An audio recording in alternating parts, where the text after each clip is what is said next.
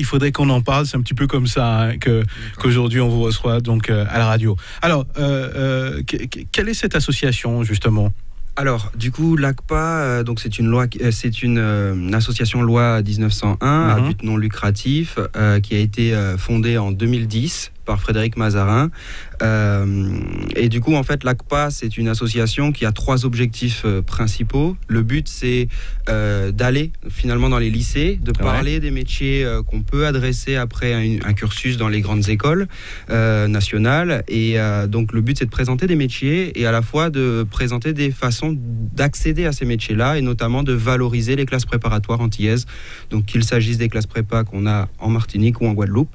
Le deuxième axe de travail, c'est d'aller dans les prépas, de rencontrer les préparationnaires et de les aider dans ces 2 années qui sont 2 années d'investissement énorme personnel, parce que c'est beaucoup de travail pendant 2 ans pour pouvoir avoir des succès au concours. Donc on est là avec eux en prépa, on leur montre à quoi ça sert, ce qu'ils sont en train de faire. Donc on leur présente encore ici les métiers, les débouchés possibles après les écoles pour leur permettre de donner du sens finalement à ces 2 années-là et de tenir le coup pour maximiser leur réussite, leur chance de réussir. Et le 3e axe, c'est de se rapprocher du tissu économique martiniquais et guadeloupéen pour capter le maximum d'offres d'emploi niveau Bac+5 pour pouvoir après les diffuser dans notre communauté d'anciens et de sympathisants afin qu'on puisse augmenter et catalyser le retour des diplômés sur nos territoires. Alors vous avez vraiment une vraie place. Il y avait un réel besoin, si je comprends bien. Oui.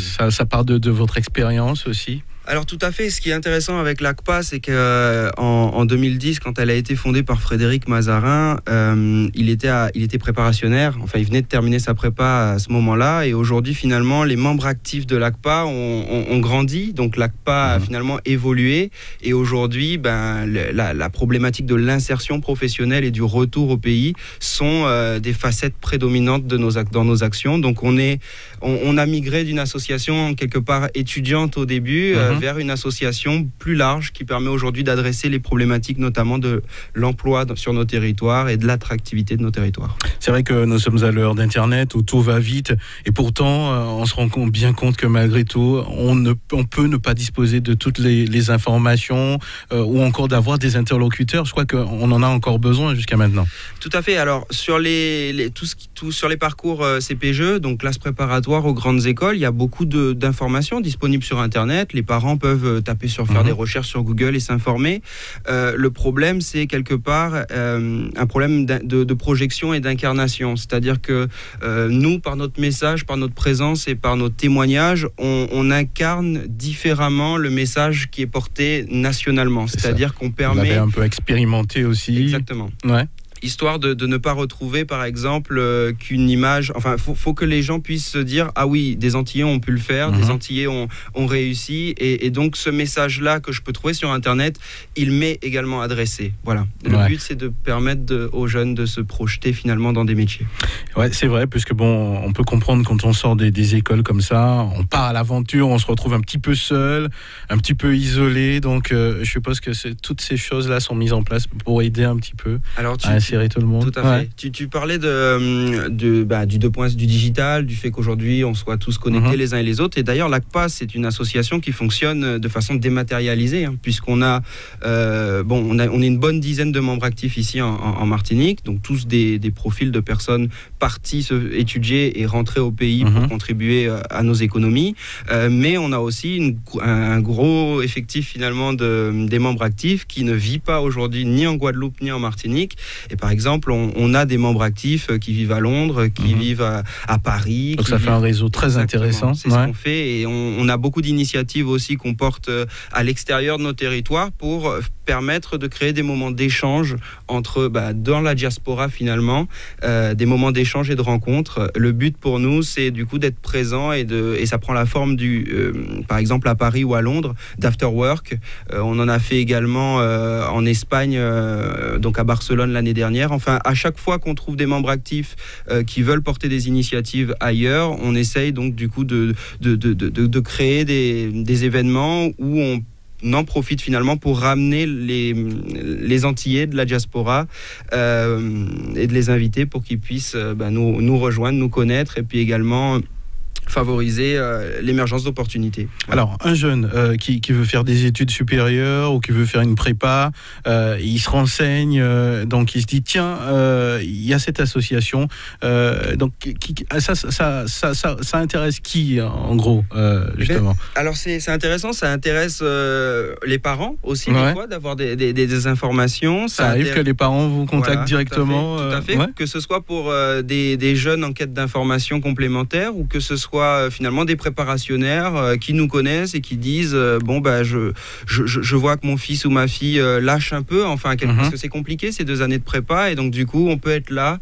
pour apporter un message et faire en sorte que les jeunes tiennent. Est-ce que ça a facilité un petit peu, on va dire que ça crée une ouverture pour certaines écoles où les Antillais hésitaient? Alors, les classes prépa dans le fonctionnement de ces 2 années-là, généralement, on cravache beaucoup, on travaille beaucoup, et le but c'est d'avoir la meilleure école. Donc il y a déjà normalement cette envie de performer quelque part. Maintenant, c'est bien quand même de peut-être se projeter plus dans les métiers que dans les écoles à proprement dit. Parce que du coup, quand on se projette dans des métiers, se pose des questions comme est-ce que j'ai envie de rentrer à terme au pays? Quelles sont les formations qui me permettraient du coup de rentrer plus facilement au pays? Et ça va conditionner quelque part le choix des spécialités. Donc c'est important de porter ce message-là. Et sur les informations pratiques, je tiens quand même à préciser qu'on travaille avec les établissements et finalement sur les modalités par exemple d'admission ou les informations administratives pour s'inscrire en classe préparatoire, ce genre de choses-là, on redirige finalement vers les établissements qui sont plus à même d'apporter ces informations-là. Nous, on est vraiment sur l'incarnation des métiers et la motivation finalement des jeunes à se former et à rentrer une fois qu'ils sont diplômés. Alors, en début d'interview, on a parlé de formation. J'ai vu que vous arrivez même à proposer des fois à faciliter en fait le contact pour avoir des stages. Vous travaillez avec un réseau aussi d'entreprises. Ça a mis du temps à se mettre en place tout ça? C'est beaucoup de temps, c'est beaucoup de temps, c'est de l'engagement parce que tout ça c'est bénévole, bien évidemment. C'est ça, donc, mais on voit le fruit de ce qu'on fait quand on n'est pas, ce n'est pas une entreprise finalement, ça reste une association à but non lucratif. Donc finalement, toute personne qu'on arrive à aider, c'est déjà en soi une réussite pour nous et ça justifie l'existence de la structure. Mais en effet, il y a un travail sur le terrain à effectuer parce que rencontrer les jeunes, ça peut pas être que du digital. Il faut leur proposer des choses, des interventions. Il faut rencontrer les équipes pédagogiques aussi, les chefs d'établissement et puis alors tout le volet. Je suppose que vous avez un métier aussi à côté de tout ça. Oui, ça prend du temps. Il faut concilier tout ça et c'est pour ça que j'invite aussi les jeunes diplômés à nous rejoindre aussi quelque part pour permettre à cet outil qu'est l'ACPA de grossir, d'aller plus loin et de monter en qualité toujours. Vous êtes un petit peu présent un petit peu sur toute l'Europe, même aux États-Unis. Je vais un petit peu sur les. Donc c'est quand même intéressant. Si un jeune lui veut faire un stage à Londres, peut-être qu'il pourrait avoir des propositions. Alors sur la partie entreprise, finalement emploi, c'est vrai qu'on se concentre plus sur le bassin caribéen. Donc c'est pour ça qu'on se rapproche par exemple de on a des partenaires de longue date, en l'occurrence Alpha Conseil. On a un partenaire plus récent, Contact Entreprise notamment, et on invite toutes les entreprises martiniquaises et guadeloupéennes à se rapprocher de nous si elles ont des besoins de recrutement niveau Bac+5. Et donc on est plus sur la partie emploi dans une stratégie de ramener finalement les diplômés sur nos territoires. Après, évidemment, parmi nos membres actifs, on en a à droite un peu partout dans le monde et ça peut permettre aussi de déclencher des opportunités là où d'autres membres actifs se trouvent et vivent. Voilà. Alors actuellement, en parlant, on ne pourra pas dire qu'en Martinique, on n'a pas de diplômés. Je pense que si vous faites la demande aux entreprises en vous sollicitant, c'est que vous avez quand même, il y a quand même un réseau, il y a des jeunes diplômés en Martinique. Oui.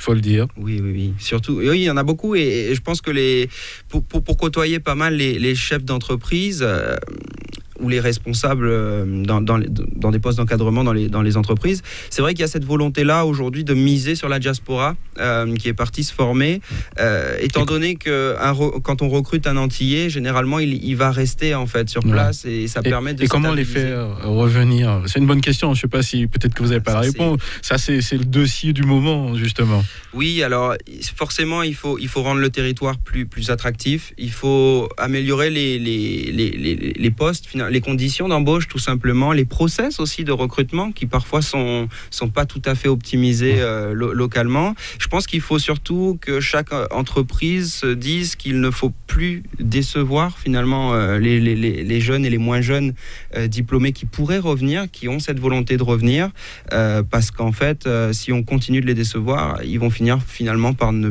plus regarder tout à fait ce qui se passe sous nos latitudes. Alors, en général, quelles sont les difficultés qui vont faire remonter? Alors, la première difficulté, je dirais qu'elle est plus du côté du candidat. Alors, je parle du côté, enfin, de ce que je peux observer à ma modeste échelle. Je dirais que rentrer au pays, ça se prépare quelque part. Je pense que ceux qui rentrent et qui sont les plus déçus sont parfois ceux qui sont rentrés, des fois pour des raisons personnelles qui sont tout à fait légitimes, des accidents de la vie, un papa qui est malade, un grand-père qui... Enfin, des choses de l'ordre du personnel. Les gens viennent tout simplement parce qu'ils ont envie de rentrer, parce qu'ils ont un attachement fort pour le territoire. Ouais. Et quand ils arrivent, ils n'ont aucun réseau et ils découvrent la réalité du tissu économique local. Et là, ça peut faire mal, quelque part. Donc, nous, on est là aussi pour finalement les accompagner, les réorienter vers des partenaires ou vers des structures, leur donner de l'information pour mûrir ce projet de retour au pays et faire en sorte qu'il soit une réussite. Alors on sent que vous êtes très dynamique au sein de cette association. Vous vivez comment? Je pense que quand même, pour mettre tout ça en place, il faut quand même un certain investissement, pas que personnel, peut-être financier aussi. Non. Ce qu'il faut pour faire tourner, déjà pour proposer ces idées-là et après les faire vivre, il faut des bras et des cerveaux, quoi, tout simplement. Il faut à un moment donner, c'est que du temps, principalement. C'est que du temps, principalement. On n'a pas besoin de beaucoup d'argent. Parce que vous vous situez en quelque part à un service public quand on réfléchit bien. C'est vrai, on peut le voir comme ça. Oui. Je pense parce que c'est une démission de l'État quand on réfléchit bien. Alors, je pense qu'on... c'est aussi c'est quelque part aussi notre engagement pour le territoire qui fait qu'on peut aller quelque part plus loin que ce que pourrait mettre en place l'État. Et je pense que c'est ce qui est finalement la raison d'être de l'ACPA. Je parlais tout à l'heure de l'information qui est disponible sur ces cursus et sur les métiers. Nous, ce qu'on fait, c'est on reprend cette information-là, mais on l'incarne pour que des jeunes Martiniquais, Guadeloupéens puissent se projeter dans cette information-là. Donc, on apporte quelque part quelque chose, une approche différente et complémentaire. Voilà. Alors, on parle beaucoup d'opportunités, on parle de carrière. Aujourd'hui, un jeune Martiniquais, est-ce que maintenant, on peut dire qu'il peut plus facilement faire carrière dans un métier en faisant de grandes études, etc. Ça dépendra forcément des spécialités et ça dépendra aussi de comment il veut exercer sa profession. En Martinique, les structures sont souvent beaucoup plus petite finalement, on a beaucoup de TPE, PME, donc la façon d'exercer son métier dans une grande agglomération du type Paris ou Lyon, ce sera pas tout à fait la même façon aussi d'exercer ce métier-là localement, et c'est pour ça que quelque part ça participe à cet effort de préparation en découvrant comment des professionnels avec les mêmes spécialités pratiquent et exercent leur métier en Martinique et en Guadeloupe pour voir si ça nous plaît. Donc vous avez quand même un rôle de conseil finalement, c'est-à-dire que c'est vrai qu'on peut avoir des projets de grandes écoles et tout et se dire tiens, je veux revenir absolument à la Martinique, mais est-ce que vraiment en faisant ce cursus-là, je vais trouver du travail? C'est vrai que c'est des questions qu'on se pose, peut-être que vous ne pouvez pas répondre à toutes les questions, mais... Non, alors c'est sûr que quand on regarde les chiffres de l'INSEE, c'est généralement, on n'est pas les plus mal lotis, il faut quand même qu'on fasse ce constat-là, que généralement quand on est diplômé, je dis pas que c'est simple de rentrer, mais on n'est pas les moins bien servis en termes de d'emploi et de qualité d'emploi en Martinique. On veut pas justement être nombriliste et ne se préoccuper que de nous. Donc il faut un peu relativiser aussi notre situation. Donc il y a des opportunités. Les métiers sont exercés de façon différente. Les structures sont plus petites ici. Et je pense qu'il faut aussi revenir avec cette volonté ferme de contribuer au développement, donc d'apporter sa pierre à l'édifice dans la construction de la Martinique et de la Guadeloupe de demain. Alors, quels sont vos projets déjà au sein même déjà de la Martinique, puisqu'on parle de SPOL, ouais. Alors, on a un projet avec le lycée de Ducos. Donc le but, c'est d'amener finalement des lycéens vers des formations, des cursus sélectifs, pas forcément des classes préparatoires d'ailleurs, mais encore une fois, de les aider à mieux appréhender et mieux définir le parcours académique qu'ils imaginent. Et puis évidemment, si ça peut passer par des classes préparatoires, et ben on fera la promotion de nos classes préparatoires antillaises. Mais encore une fois, on met toujours en avant des métiers. Et donc ça, on a donc un projet sur Ducos cette année. On invite d'ailleurs tout chef d'établissement de lycée qui serait intéressé par une intervention de l'ACPA à nous contacter, parce que ce sera avec grand plaisir qu'on viendra intervenir pour parler des métiers et des façons d'atteindre ces métiers-là. Notre difficulté souvent, c'est ce qui prend du temps aussi, de prendre des contacts avec les équipes pédagogiques, de nouer de la confiance avec eux, de monter des interventions et de faire en sorte qu'elles soient un succès, donc qui est finalement des élèves qui soient présents quand on intervient. Donc on invite aussi tous les chefs d'entreprise à nous solliciter pour peut-être monter des actions avec eux. Avec les classes prépa, on monte, donc on a déjà de l'information. Ça, c'est intéressant. On essaye d'avoir des ambassadeurs dans les classes préparatoires qui relaient notre information. Vous nous avez découvert avec nos articles, certainement dans le Magazine Mag. Donc, le but, c'est aussi qu'ils puissent le lire parce qu'on prend du temps à créer du contenu. Donc, c'est pour qu'après, il soit exploité et donc qu'il soit porté à la connaissance de ces préparationnaires-là. Et on a 2 événements en préparation.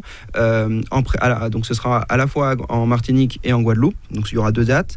Le but étant de réunir dans un amphithéâtre des préparationnaires et de leur présenter à la fois en physique et à la fois en visioconférence des anciens et de parler donc de plusieurs choses, la réussite au concours, la vie dans les écoles, l'intégration, cette nouvelle vie qui les attend après l'obtention d'une école, et puis qu'est-ce qui passe finalement après l'obtention du diplôme, donc la vie une fois qu'on est diplômé, l'insertion dans le marché professionnel, qu'il s'agisse du marché professionnel local ou national ou international.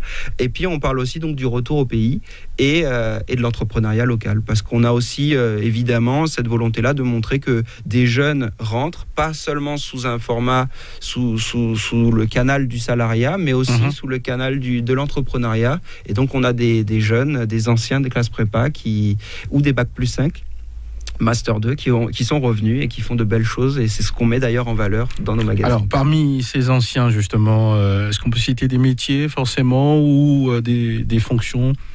Alors, ah oui, mais il y en a un petit peu partout. Ah, il y en a partout.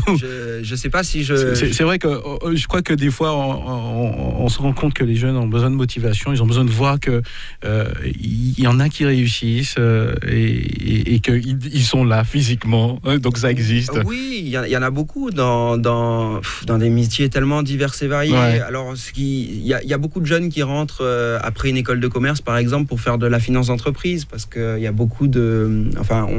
la Martinique, c'est un territoire très commercial, donc finalement il y a beaucoup de sociétés, il y a beaucoup de bilans à faire, c'est ça. Et donc il y a tout ce qui est de l'ordre de la gestion, donc du contrôle de gestion. Il y a aussi beaucoup d'ingénieurs qui rentrent en Martinique. On a ceux aussi qui ont fait des écoles de commerce et qui se lancent dans des business. On a ceux qui ont fait qui ont monté des startups, je suppose. Tout à fait. Ouais. Par exemple, donc moi je suis consultant chez Sims, je donne le nom comme ça, qui est une startup qui bosse dans les énergies renouvelables, et elle a été fondée par une ancienne de la prépa de Bellevue, Kelly Mamadou. Donc finalement c'est ça aussi quelque part, de venir lancer des initiatives et finalement assurer une sorte de chaînon entre les générations.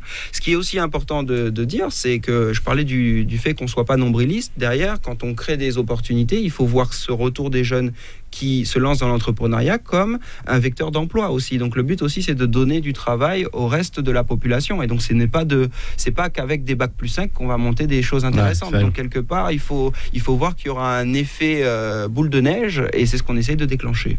Alors Alors, donc, vous êtes surtout sur des supports numériques. Est-ce qu'en Martinique, il y a un lieu physique où vous réunissez de temps en temps? Alors oui, on se retrouve sous le format apéro. Donc on se retrouve entre nous pour discuter, faire avancer les sujets. Après, on travaille.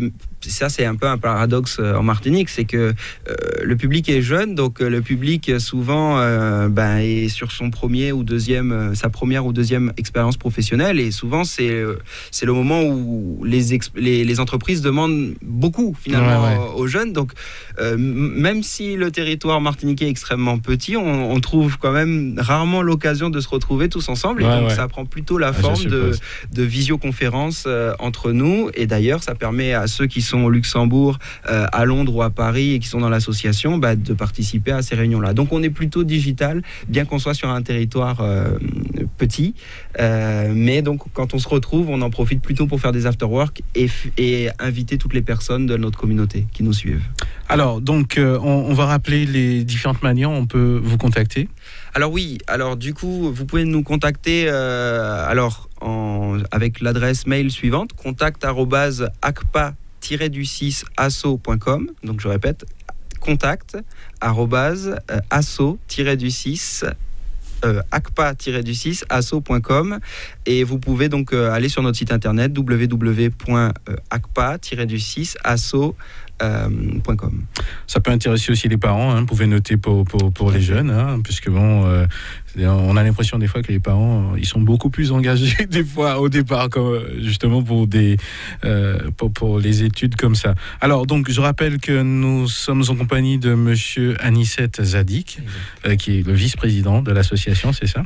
Pour compléter ce que vous disiez par rapport aux parents, c'est important de dire qu'il faut que ces cursus-là et finalement l'enseignement supérieur et les études soient quelque part un projet familial. Donc c'est bien, on est heureux quand des parents nous sollicitent aussi, parce qu'il faut qu'il y ait une certaine adhésion familiale, parce que derrière c'est du temps, c'est de l'investissement. C'est de l'investissement aussi pour la famille, parce qu'un enfant qui se met 2 ans à travailler à fond, il faut lui préparer un espèce de cocon pour qu'il ait vraiment la disponibilité d'esprit de se mettre à fond dans le travail. Et puis après, il y a les études. Les études en école se feront pas sur le territoire ni martiniquais ni guadeloupéen. Donc, ça demande un certain investissement. Tout parent qui paye aujourd'hui les études de ses enfants, c'est ce dont je suis en train de parler. Donc, ça demande une certaine préparation pour permettre aux jeunes de réussir. C'est bien, on sent l'expérience de tout ça. Donc, c'est un plaisir de te recevoir. Donc, ce sera avec beaucoup de plaisir que nous allons relayer les informations, si vous avez d'autres manifestations de prévues. Et puis, bonne continuation. Merci. Et puis, c'est une belle initiative. Merci de nous avoir invités. Et voilà, bonne journée à toutes les Martiniquaises et à tous les Martiniquais qui nous ont écoutés. Très bientôt. Merci. À bientôt. Radio.